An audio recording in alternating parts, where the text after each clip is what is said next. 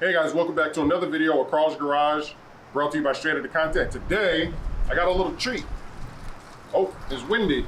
I got a little treat. I got a shop light here. I'll put the link in the description below for this exact shop light. As you guys know, I don't really have good light in my garage. I just have one bulb and it sucks. So I purchased a shop light because I plan on doing a lot more in-depth modifications to my car or to my wife's car and the future cars and stuff like that, anybody else who brings a car over. So I picked this up and I want to do a review. I'm not going to be installing this yet. That will be my next video.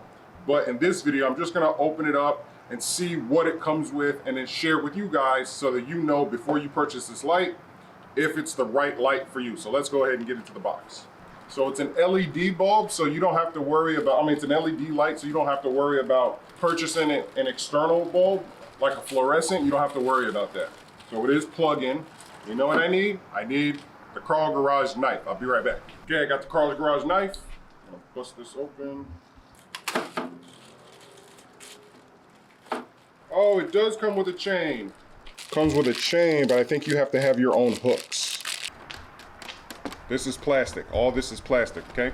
It's not a regular fluorescent. There's a little LED light in here somewhere, and it's just covered by plastic. So basically, you're not gonna be able to replace this. If this goes out, you're gonna have to purchase a whole new one. That might not be the right light for you. For me, it's perfect because I don't want a fluorescent light. I like LED light. They're brighter and it's less cost. I can have 10 of these in my garage and it's gonna be extremely cheap versus having 10 fluorescent lights. So it does come with a chain. 2 chains. So like this.